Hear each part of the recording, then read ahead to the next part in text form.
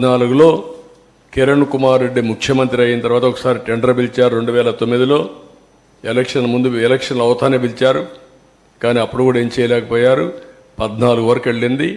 13, 14 ఆ ప్రాంతంలో కిరణ్ కుమార్ రెడ్డి ముఖ్యమంత్రిగా ఉన్నప్పుడు మళ్ళీ ఈ టెండర్ పిలిచి ఏజెన్సీకి అప్పచెప్పే పరిస్థితికి వచ్చారు.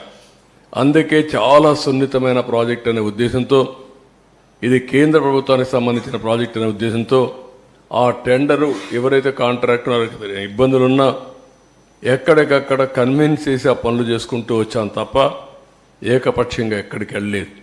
ఈయన చేసింది ఏకపక్షంగా పోయి మొత్తం ఇది దెబ్బతినే పరిస్థితి వచ్చింది. ఈ విషయాలు చాలా స్పష్టంగా వాళ్ళు చెప్పారు.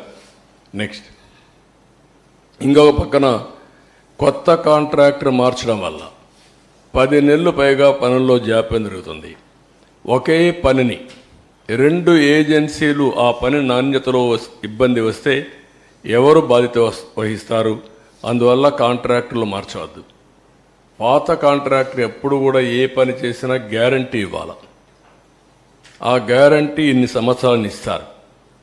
ఆ గ్యారంటీ ఇచ్చిన తర్వాత పాత కాంట్రాక్టర్ని మారిస్తే కొత్త కాంట్రాక్టర్ వస్తే ఇద్దరిలో ఏదైనా ఇబ్బందులు వస్తే ఎవరు రెస్పాన్సిబుల్? అకౌంటబిలిటీ ఎవరిది? జవాబుదారీతనం ఎవరు? అది ఫిక్స్ చేయలేము, కాబట్టి మీరు మార్చొద్దండి అని చాలా స్పష్టంగా చెప్పారు.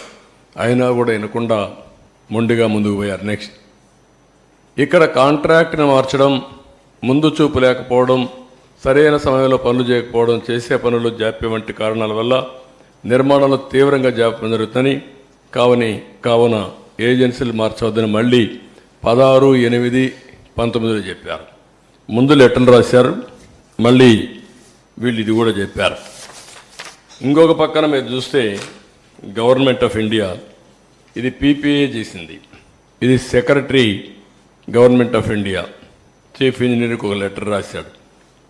ఇతను రాసింది హౌఎవర్ లెటర్ ఎలాబొరేట్గా ఉంది. అంతా మొత్తం చదవడం లేదు.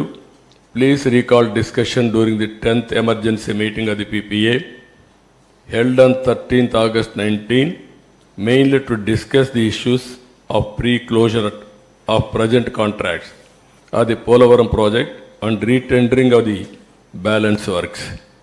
Last lo enni cheptu, however, in the meanwhile, it is my humble advice